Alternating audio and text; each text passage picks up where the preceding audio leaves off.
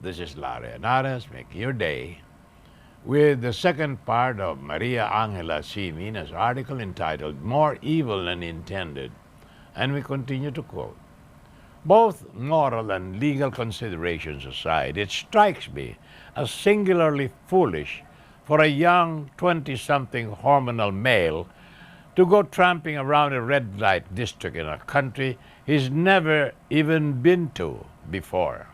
It is a recipe for disaster, not unlike letting a hyperactive 7-year-old run around power tools while clutching a meat cleaver.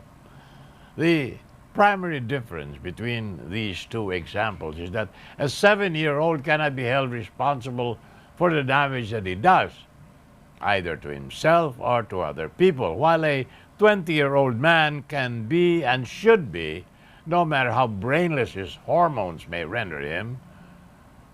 And so there's a lot of blame that can be laid at Joseph Pemberton's door. The one thing I don't think he can be blamed for is planned and cold-blooded murder. Pemberton did not walk into the bar where he met Laude looking for someone to kill. He went there looking for someone he could pay to have sex with him.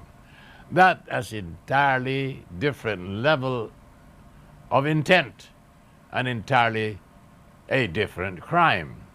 An American soldier walking into a bar in exotic Southeast Asia, hiring a prostitute, if you think about it, that's the opening scene of Miss Saigon, which ought to make clear to everybody that art is not reality.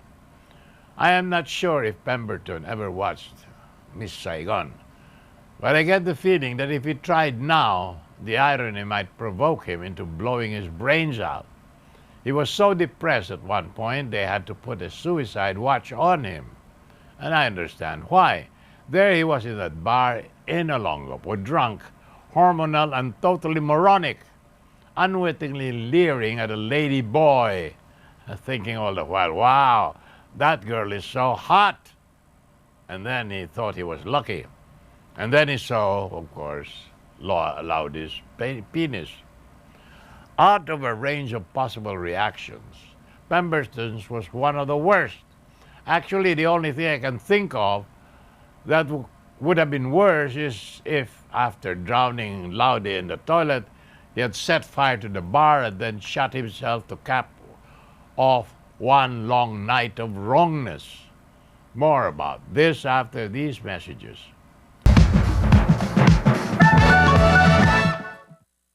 This is Larry Anaras making your day with the second part of an article written by Maria Angela C. Mina entitled More Evil Than Intended. And we continue to quote, the scenario I paint may seem rather excessively grim, but if you're male and this had happened to you, what do you think your reaction would have been? Would you have laughed it off? Or decided maybe this whole lady boy thing wasn't so bad? Or no matter what reaction you would have had, do you think that you would have been clear-headed enough to plan your next action? Under the circumstances, I doubt that Pemberton can be justly accused of planning anything.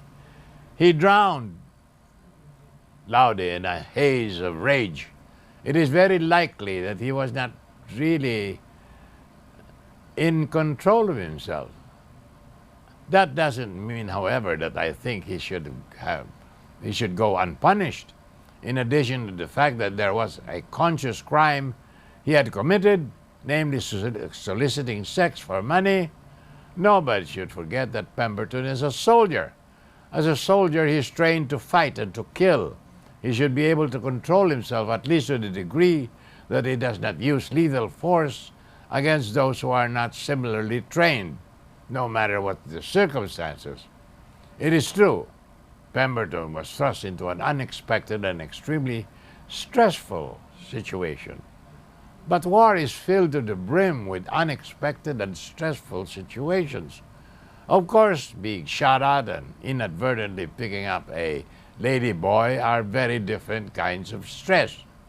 And most soldiers would probably choose the former. That is not a real excuse. If one owns a gun, he has to be responsible for it. If someone is trained to fight and kill, he has to be responsible for his greater strength. He should be held accountable for how he uses or misuses it, even at the most trying of circumstances. I think, though, all things considered, a lower sentence of homicide is a fair one.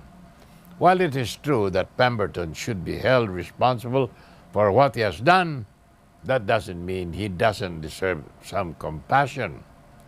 While it is true that he went into a bar with evil intent, it was an evil intent to pick up a prostitute.